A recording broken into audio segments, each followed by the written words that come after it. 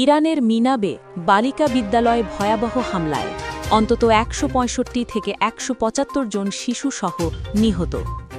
মিনাব ৬ March ২০২৬।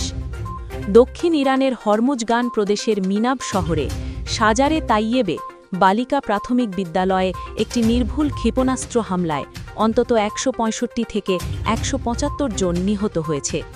নিহতদের অধিকাংশই ৭ থেকে ১২ বছর বয়সী ছাত্রী।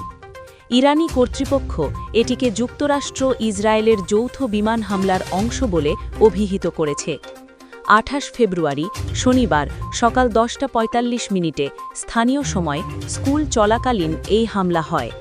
স্যাটেলাইট চিত্র, ভিডিও ফুটেজ এবং সোশ্যাল মিডিয়ার যাচাইকৃত তথ্য অনুসারে বিদ্যালয়টি ইসলামিক রেভলিউশনারি গার্ড কর্পসের একটি নৌঘাঁটির মাত্র ১০০ গজের মধ্যে অবস্থিত ছিল। ঘাঁটিটি হরমুজ প্রণালীর কাছে অবস্থিত।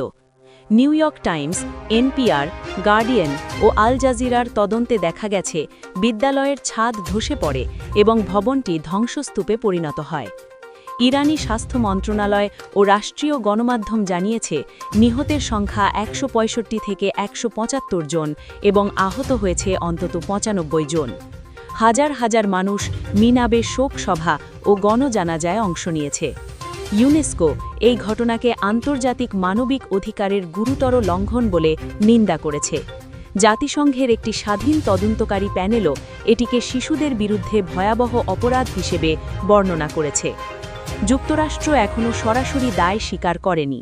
হোয়াইট হাউস ও পররাষ্ট্রমন্ত্রী মার্কো রুবিও বলেছেন, যুক্তরাষ্ট্র কখনোই ইচ্ছাকৃতভাবে স্কুলে হামলা করবে না।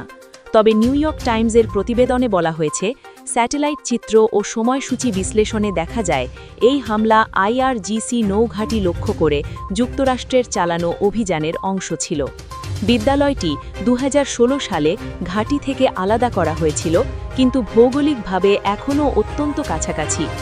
মার্কিন সামরিক তদন্তকারীরা প্রাথমিকভাবে ধারণা করেছেন যে যুক্তরাষ্ট্রের বাহিনী এই আঘাতের জন্য দায়ী, তবে চূড়ান্ত রিপোর্ট এখনও প্রকাশিত হয়নি। ইসরায়েলও এখনও কোনো দায় স্বীকার করেনি। এই ঘটনা ২০২৬ সালের ইরান যুদ্ধের সবচেয়ে মর্মান্তিক বেসামরিক হতাহতের ঘটনা হিসেবে চিহ্নিত হয়েছে। আন্তর্জাতিক মানবাধিকার সংগঠনগুলি স্বাধীন তদন্তের দাবি জানিয়েছে।